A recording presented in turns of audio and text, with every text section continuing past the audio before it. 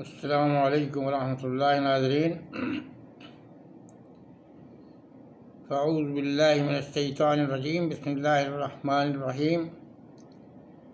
وَإِذْ بَوَّأْنَا لِإِبْرَاهِيمَ مَكَانَ الْبَيْتِ أَلَّا تُشْرِكْ بِي شَيْئًا وَطَهِّرْ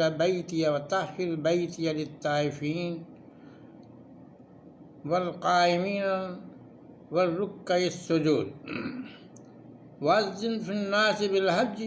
يَأْتُوكَ رِجَالًا وَعَلَىٰ كُلِّ ضَامِرٍ يَأْتِينَ مِنْ كُلِّ فَجٍّ عَمِيقٍ۔ اور ایک وقت تھا جب ہم نے ابراہیم کے لیے خانہ کعبہ کی جگہ مقرر کر دی اور فرمایا کہ میرے ساتھ کسی چیز کو شریک نہ کرو، اور طواف کرنے والوں اور رکوع کرنے والوں اور سجدہ کرنے والوں کے لیے میرے گھر کو صاف پاک رکھو، اور لوگوں میں حج کے لیے اعلان کر دو کہ تمہاری طرف پیدل اور دبلے دبلے اونٹوں پر جو دور دراز سے رستوں سے چلتے آتے ہوں سوار ہو کر چلے آئے۔ یہ سورہ حج 26ویں اور 27ویں آیت ہے جس کی تلاوت کی گئی، ترجمہ پیش کیا گیا۔ اس آیت سے واضح ہے کہ کعبۃ اللہ جس مقام پر ہے وہ مقام خود اللہ تعالیٰ نے حضرت ابراہیم کو بتایا تھا۔ یہ متعین کر دیا تھا حضرت ابراہیم کو کہ اس جگہ پر کعبۃ اللہ کو قائم کرنا ہے، اللہ کا گھر قائم کرنا ہے، اللہ کی عبادت کے لیے اور حج کے لیے، حج کے مناسک ادا کرنے کے لیے وہ جگہ متعین کر دی گئی تھی۔ روایات میں یہ بات بھی آتی ہے کہ یہ جگہ حضرت آدم علیہ الصلاۃ والتسلیم کے ذریعے ہی طے کر دی گئی تھی۔ انہوں نے بھی اس جگہ کو متعین کیا تھا، خواہ اس کی شکل کچھ بھی ہو، خواہ صرف پتھر رکھ کر کے اس جگہ کو گھیر دیا گیا ہو، یا کچھ کھود کر کے اس کی نشاندہی کی گئی ہو، یا چبوترے کی شکل بنا دی گئی ہو۔ بہرحال حضرت آدم سے لے کر کے آج تک اور انشاءاللہ قیامت تک یہ گھر اللہ کا یہیں قائم تھا، رہا ہے اور رہے گا انشاءاللہ العزیز۔ ایک اللہ کی عبادت کے تعلق سے تو یہ بات معلوم ہے کہ اس میں لوگوں نے بہت سی غلط کام کیے ہیں، اور ایک اللہ کے علاوہ بتوں کی پوجا بھی بیچ بیچ میں کی ہے، یہاں تک کہ رسول اللہ صلی اللہ علیہ وسلم کے زمانے میں 360 بت اس میں رکھے ہوئے تھے، لیکن بہرحال اس کی تطہیر بھی کی جاتی رہی ہے، اور خود رسول اللہ صلی اللہ علیہ وسلم نے اپنے دست مبارک سے اس کی تطہیر کی ہے، اور یہاں کے بتوں کو جب خاص وقت آ گیا ہے تو وہ ان بتوں کو وہاں سے نکال کر پھینکا گیا ہے، توڑا گیا ہے۔ ایک اور آیت ہے، ان اول بیت وضع للناس للذی ببکۃ مبارکا وہدی للعالمین فیہ آیات بینات مقام ابراہیم ومن دخلہ کان آمنا وللہ علی الناس حج البیت من استطاع الیہ سبیلا ومن کفر فإن اللہ غنی عن العالمین۔ پہلا گھر جو لوگوں کی عبادت کرنے کے لیے مقرر کیا گیا تھا وہی ہے جو مکے میں ہے، بابرکت اور جہان کے لیے موجب ہدایت۔ اس میں کھلی نشانیاں ہیں، جن میں سے ایک ابراہیم کے کھڑے ہونے کی جگہ ہے۔ جو شخص اس مبارک گھر میں داخل ہو اس نے امن پا لیا، اور لوگوں پر اللہ کا حق فرض ہے کہ جو اس گھر تک جانے کا مقدم مقدور رکھے وہ اس کا حج کرے، اور جو اس حکم کی تعمیل نہ کرے تو اللہ اہل عالم سے بے نیاز ہے۔ سورہ آل عمران کی یہ 96 اور 97 آیت ہیں۔ ان سے حج کی فرضیت کا اندازہ ہوتا ہے، پتہ چلتا ہے، اور یہ بھی بات بتائی گئی ہے کہ یہ پہلا گھر ہے جو ایک اللہ کی عبادت کے لیے قائم کیا گیا۔ تو یہ اللہ تبارک و تعالیٰ کے حکم سے حضرت ابراہیم کو یہ موقع دیا گیا کہ ایک ایسی جگہ جس جگہ یہ حضرت آدم کے زمانے میں طے کی گئی تھی اور جو مرور ایام کے ساتھ بالکل نظروں سے گم ہو گئی تھی، کسی کو پتہ نہیں تھا، آبادی تک نہیں رہی تھی یہاں، اللہ تبارک و تعالیٰ نے اپنی اسکیم کے تحت، اپنی تدبیر کے تحت حضرت ابراہیم کے ذریعے سے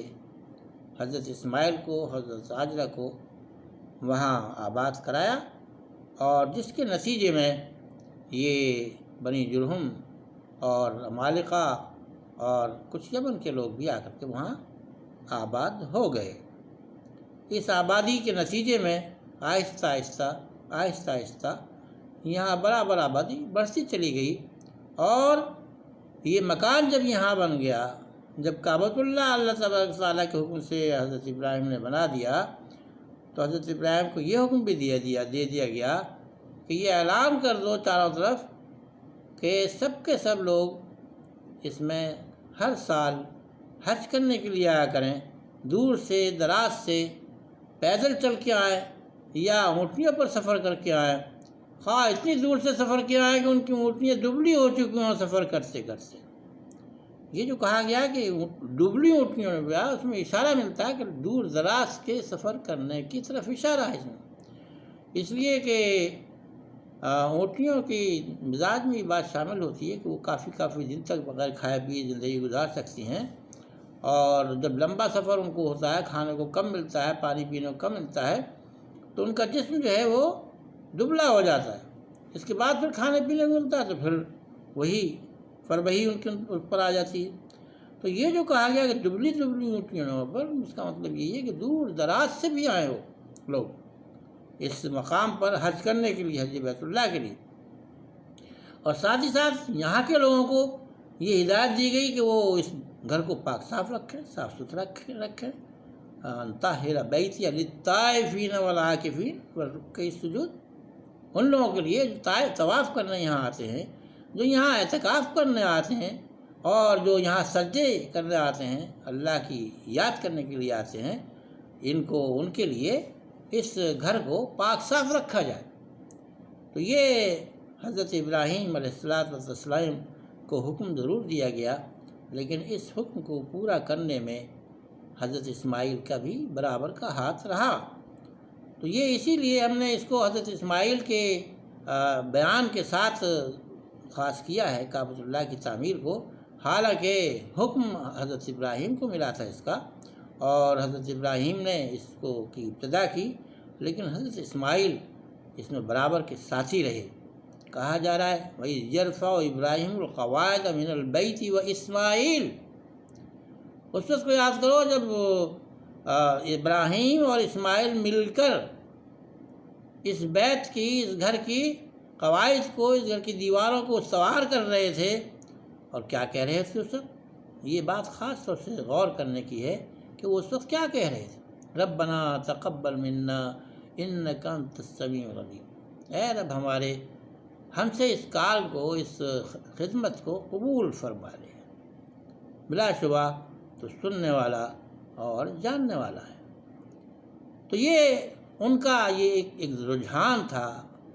ان کا جھکاؤ تھا یہ، اور وہ یہ بات سمجھتے تھے اچھی طریقے سے کہ ہم یہ جو کام کر رہے ہیں اس وقت تک ہمیں اس کا آخرت میں فائدہ نہیں ملے گا جب تک یہ اللہ تعالیٰ کو قابل قبول نہ ہو جائے، اور یہ قابل قبول جب ہوگا جب نیت سالم ہوگی، خلوص کے ساتھ جب کام کیا جائے گا تو وہ قابل قبول ہوگا۔ تب اسی کی اصل میں یہ دونوں دعا مانگ رہے ہیں، ربنا تقبل منا، اے رب ہمارے اس چیز کو، اس خدمت کو ہم سے قبول فرما لے۔ پھر صرف اپنی قبولیت ہی کی بات نہیں کی انہوں نے، ربنا آگے کہا ربنا وجعلنا مسلمین لک ومن ذریتنا امۃ مسلمۃ لک، اے رب ہمارے ہم دونوں کو بھی مسلمان بنائے رکھ، اور ہماری امت میں سے بھی امت مسلمہ برپا کر۔ یہاں مسلمان سے مراد وہی ہے جو ایک پیغمبر کی نظر میں مسلمان ہوا کرتا ہے۔ مسلمان سے مراد وہ نہیں ہے جیسی ہم لوگوں کے ذہنوں میں مسلمان ہونے کی مراد ہوتی ہے کہ جو چاہو کچھ کرتے رہو، بس اللہ میاں سے توبہ کر لینا، اللہ معاف کرنے والا ہے، ایسا مسلمان نہیں۔ ان کے ذہن میں وہ مسلمان تھا، ایسا مسلمان تھا جو کسی وقت بھی اللہ تعالیٰ کے حکم سے بے رغبتی نہیں کرتا، یہ تھا ان کا ذہن، اور اسی کی وہ دعا مانگ رہے تھے، وَجَعَلْنَا مُسْلِمَيْنِ لَكَ وَمِن ذُرِّيَّتِنَا أُمَّةً مُسْلِمَةً لَكَ وَأَرِنَا مَنَاسِكَنَا وَتُبْ عَلَيْنَا، اور ہمیں اپنے مناسک سکھا، یعنی حج کیسے کیا جاتا ہے، اس کعبۃ اللہ کا طواف کیسے کیا جاتا ہے، کیا اس کے آداب ہیں، کیا اس کی عزت ہے، کیا اس کے احترام ہیں، ان سب چیزوں کو تو ہمیں سکھا۔ اللہ تعالیٰ سے سیکھنے کی طلب کر رہے ہو، وَتُبْ عَلَيْنَا، اور ہمیں معاف فرما۔ اتنی کچھ محنت کر رہے ہیں، اتنی کچھ کوشش کر رہے ہیں۔ حضرت ابراہیم کی تو تاریخ پوری کی پوری آپ کے سامنے، کس قدر ان کا مشغلہ تھا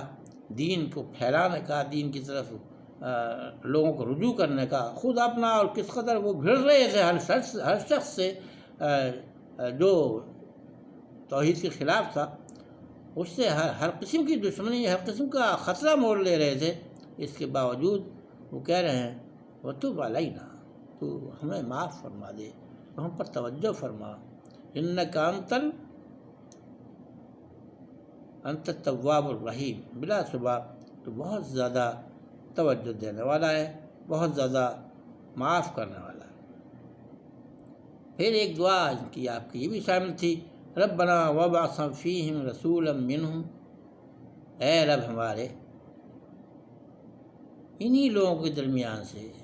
اسی ذریت کے درمیان سے جس ذریت کی ہم دعا کر رہے ہیں، رسول بھی برپا فرما، وہ رسول جو انہیں آیات سکھائے، یتلو علیہم آیاتک، جو ان قوموں پر اپنی آیات کو، آپ کی آیات کو، اللہ کی آیات کو سنائے، پیش کرے، وَيُعَلِّمُهُ الْكِتَابَ، اور انہیں کتاب سکھائے، کتاب کا علم دے، والحکمہ، اور حکمت کا علم دے، وَيُزَكِّيهِمْ، اور ان کے قلوب کو پاک صاف کرے، اِنَّكَ أَنْتَ الْعَزِيزُ الْحَكِيمُ، بلا شبہ تو عزیز ہے، غلبے والا ہے، اور حکمت والا ہے۔ یہ سیدنا حضرت ابراہیم اور حضرت اسماعیل مل کر دعا مانگ رہے ہیں کعبۃ اللہ کو بناتے وقت، کیا تمنا ہے ان کی، کیسے کیسے ان کے ارادے ہیں، کس قدر ان کو ذوق ہے اور شوق ہے اس بات کا کہ کسی طرح یہ کعبۃ اللہ آباد رہے، اور اسی میں انہوں نے دعا مانگتے مانگتے ایک دعا یہ بھی مانگ لی کہ اسی قوم میں، اسی برادری میں، جس برادری کے لیے ہم دعا کر رہے ہیں کہ ان کو مسلمان بنائے رکھ، اس میں ایک رسول بھی برپا کر۔ یہ دعا اللہ تعالیٰ کی طرف سے قبول ہوئی، اور یہ رسول، آخری رسول، نبی آخر الزماں محمد رسول اللہ صلی اللہ علیہ وسلم کی شکل میں اسی کعبۃ اللہ میں، اسی مکے کے اطراف میں، اسی مکے کی آبادی میں پیدا ہوئے، پلے بڑھے، اور یہیں سے آپ کی دینی تحریک اور دینی جدوجہد کی شروعات ہوئی۔ تو یہ حضرت ابراہیم کی دعا یہاں قبول ہوئی حضرت محمد رسول اللہ صلی اللہ علیہ وسلم کی شکل میں، اور کعبۃ اللہ کا جو مقصد تھا وہ پورا ہوا اللہ تعالیٰ کے حکم سے، رسول اللہ صلی اللہ علیہ وسلم کی محنت کے نتیجے میں۔ تو یہ تو حضرت ابراہیم اور حضرت اسماعیل کی وہ کوشش تھی جو کعبۃ اللہ کے سلسلے میں ان لوگوں نے کی، اور یہ وضاحت بھی کی گئی قرآن کریم میں، ان اول بیت وضع للناس للذی ببکۃ مبارکا وہدی للعالمین، یہ کعبۃ اللہ جو ہے وہ پہلا گھر ہے جو انسانوں کے لیے بنایا گیا تاکہ وہ اس میں اللہ کی عبادت کریں، اور یہ پہلا گھر جو ہے مکے میں ہے۔ وضاحت قرآن کریم سے واضح بالکل اچھی طرح سے واضح ہو رہی ہے کہ مکے ہی میں وہ پہلا گھر ہے جو ایک اللہ کی عبادت کے لیے قائم کیا گیا۔ یہ جو گھر ہے جس کو دعویٰ کیا جاتا ہے، جو پہلے ہمارے یہاں بھی، ہمیں بھی قبلہ اول تھا یعنی بیت المقدس، تو وہ پہلا گھر نہیں ہے، بلکہ پہلا گھر جو ہے کرونالوجی میں وہ ہے جو حضرت ابراہیم نے بنایا، اور حضرت ابراہیم نے جس کی دیواریں استوار کیں، اور جس کو ایک اللہ کی عبادت کے لیے حضرت ابراہیم نے اللہ تعالیٰ کے حکم کے ذریعے سے بنایا۔ ایک مقام مکے میں اس میں کعبۃ اللہ میں ایسا ہے جس کو مقام ابراہیم کہا جاتا ہے، اس کے لیے اللہ تعالیٰ کا حکم یہ ہے وَاتَّخِذُوا مِن مقام ابراہیم مصلی، اور جو مقام ابراہیم ہے اس کو نماز پڑھنے کی جگہ بناؤ۔ یہ وہ جگہ ہے جہاں حضرت ابراہیم علیہ الصلاۃ والتسلیم ایک پتھر پر کھڑے ہو کر کے کعبۃ اللہ کی دیواریں استوار کر رہے تھے، تو اس پتھر پر آپ کے پاؤں کا نشان آ گیا، تو اس مقام کو مقام ابراہیم کے نام سے جانا جاتا ہے، اور یہ بہت ہی معتبر، بہت ہی محترم مقام ہے۔ آج کل اس پتھر کو ایک فریم کے اندر بند کر کے رکھ دیا گیا ہے۔ کعبۃ اللہ میں جو حتیم ہے گول دائرے والی دیوار، اس کے تھوڑا سا آگے کو ہٹ کر کے مسجد حرام کی عمارت کی طرف کو بڑھیں تو یہ وہاں ہے موجود ایک فریم کے اندر، اس پہ سونے کا ظاہر سی بات ہے ملمہ بھی کیا ہوا ہے۔ تو غرض یہ کہ یہ مقام ایسے مقام ہے اللہ تعالیٰ کی طرف سے اس کا مقام متعین کیا گیا ہے، اور کہا گیا ہے کہ اس پر یہاں چاہیے کہ تم اس کو مصلی بناؤ، اس جگہ پر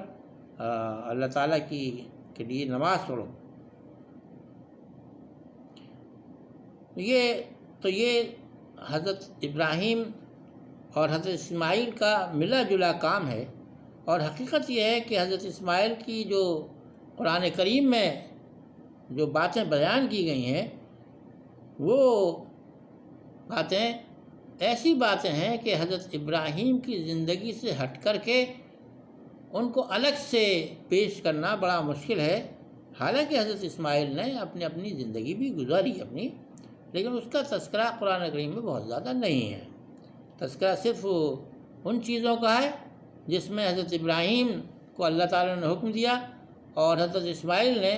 ان کا ساتھ دیا۔ اس میں ایک تذکرہ تو وہی ابھی کچھ دن پہلے پچھلی قسط میں گزرا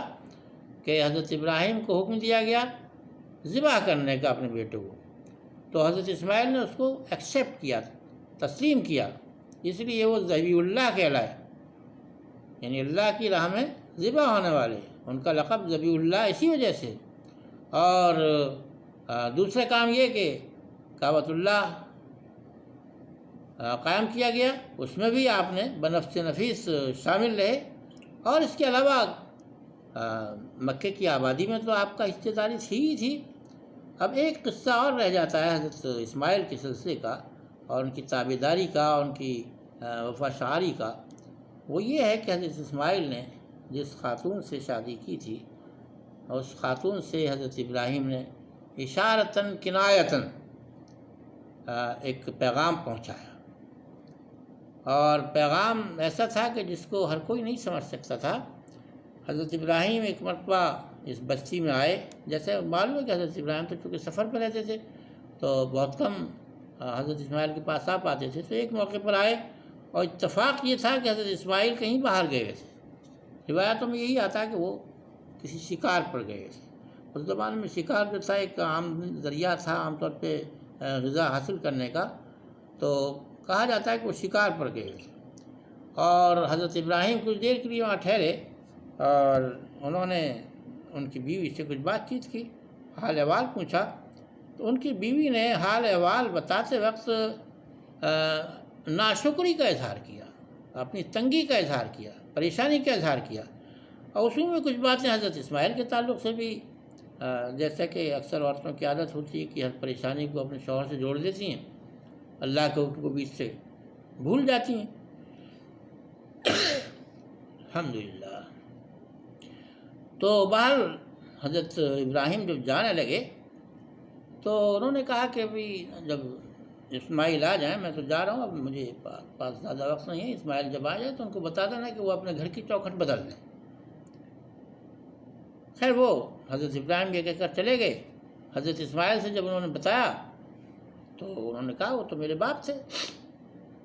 اور یہ کہہ گئے کہ میں تمہیں طلاق دے دوں، چنانچہ طلاق ان کو دے دی۔ یہ خاتون جو تھی وہ عمالقہ سے تھی۔ عمالقہ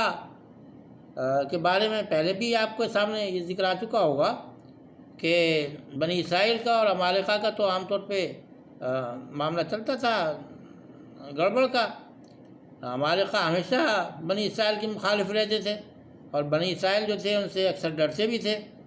تو عمالقہ کی عادت میں مزاج میں شورش تھی، تو وہ شورش جو تھی اس لڑکی میں بھی رہی ہوگی۔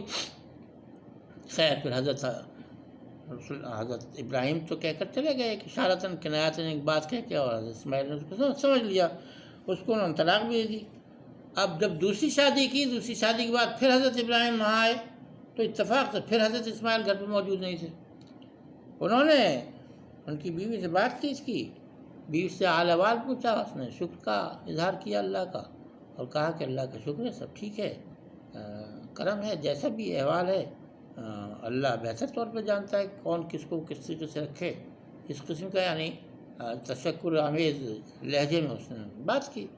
اور قاعدے سے بھی بات کی حضرت ابراہیم سے۔ بزرگی کا خیال رکھتے، ان کے بڑھاپے کا خیال رکھتے، وہ بھی نہیں جانتے تھے کہ ان کے باپ ہیں، لیکن بعد اس نے قاعدے سے بات کی۔ اور جب وہ جانے لگے تو پھر یہ کہا انہوں نے کہ جب اسماعیل آئے تو اس سے کہنا ہے کہ اپنی چوکھٹ کو سنبھال کے رکھے اور اس کی حفاظت کرے۔ خیر حضرت اسماعیل جب واپس آئے تو انہوں نے بات بتا دی ہے کہ بھئی ایک صاحب ایسے ایسے بزرگ آئے تھے اور یہ کہہ کے گئے مجھ سے کہ اپنی چوکھٹ کی حفاظت کرے۔ انہوں نے کہا کہ وہ تو میرے باپ تھے اور چوکھٹ تم ہو، اور انہوں نے جس کا مطلب تمہاری تعریف کر کے گئے ہیں، تمہیں پسند کر کے گئے ہیں، اور میں بھی تم سے راضی ہوں، میں بھی تم سے خوش ہوں۔ غرض یہ کہ حضرت ابراہیم نے اشاروں کنایوں میں ایک ایسی عورت جو ایک پیغمبر کے شان شان نہ ہو اس کو پسند نہیں کیا، اور اشارے کنائے میں یہ کہہ گئے کہ اس سے علیحدگی اختیار کر لو۔ اور حقیقت یہ ہے کہ شوہر جو ہے یعنی پیغمبر جو ہے، پیغمبر کو چونکہ بڑے عظیمت کے کام کرنے ہوتے ہیں، تو ایسے لوگوں کے ساتھ پرعظیمت اور ہمت والی عورتیں ہی چاہیے، جو صبر و استقامت سے کام لینے والی ہوں، جو ذرا ذرا سی بات پہ الجھنے اور بگڑنے والی نہ ہوں، جو ہر کسی سے اپنے شوہر کی اور اپنے گھر کی حالت کی بیان کرنے والی نہ ہوں۔ غرض یہ کہ حضرت ابراہیم نے حضرت اپنے بیٹے کو اس سلسلے میں چوکس کیا اور آپ کے گھر کو بہتر سے بہتر کرنے کی کوشش کی، اور الہی ہدایت جو ان کے پاس تھی اس کی روشنی میں اپنے بیٹے کی بھی انہوں نے نگرانی کی، اور یہ قافلہ جو ہدایت کا تھا یہ جاری رہا، اور الحمدللہ حضرت ابراہیم کی وہ محنت، وہ کوشش، حضرت اسماعیل کا وہ جذبہ جو آپ نے پیش کیا اللہ کی بارگاہ میں قبول ہوا، اور اللہ تعالیٰ نے مکے کو اور کعبۃ اللہ کو ایک عزت کا مقام عطا کر دیا ان لوگوں کی محنت کے نتیجے میں۔ ایک بات جو آخری طور پہ یہ عرض کرنا چاہوں گا، یہ قرآن کریم میں حضرت ابراہیم کے مقام و مرتبے کا ذکر کئی طریقے سے کیا ہے۔ خلیل بھی کہا ہے حضرت ابراہیم کو اللہ تعالیٰ نے، حنیف بھی کہا ہے، یکسو ہو جانے والا۔ خلیل کا مطلب بے انتہا گہرا دوست، اللہ تعالیٰ نے اپنے آپ کو حضرت ابراہیم کو اپنا گہرا دوست، جگری دوست جس کو کہا جاتا ہے، یہ کہا ہے۔ اور اس کے علاوہ انسانوں کا امام بھی کہا ہے اللہ تعالیٰ نے۔ وَإِذِ ابْتَلَىٰ إِبْرَاهِيمَ رَبُّهُ بِكَلِمَاتٍ فَأَتَمَّهُنَّ قَالَ إِنِّي جَاعِلُكَ لِلنَّاسِ إِمَامًا۔ جب ہم نے ابراہیم کو کچھ کلمات کے ذریعے سے آزمایا اور وہ اس آزمائش میں پورا اترا، تو اللہ تعالیٰ نے کہا کہ میں تجھے لوگوں کے لیے امام بنا رہا ہوں۔ تو لوگوں کا امام بھی ہیں آپ، اور اب اس کا عملی طور پر یہ دیکھ رہے ہیں کہ عیسائی، یہودی، مسلم، جتنی یہ تین طبقے ہیں بڑے بڑے مذہب کو ماننے والے، وہ سب کے سب حضرت ابراہیم کا ادب کرتے ہیں، احترام کرتے ہیں۔ ان سب کا سلسلہ حضرت ابراہیم سے جا کر کے مل جاتا ہے۔ تو اللہ تعالیٰ ہم سب کو پیغمبروں کی زندگی پر اپنا عمل کرنے کی کوشش کرنے کی توفیق عطا فرمائے، اور ہمیں وہ خلوص عطا فرمائے، وہ حنفیت عطا فرمائے جو حضرت ابراہیم نے بدر عتم پیش کی تھی، اس کا کچھ حصہ اللہ تعالیٰ ہمیں بھی عطا فرما دے۔ ربنا تقبل منا انک انت السمیع العلیم وتب علینا انک انت التواب الرحیم۔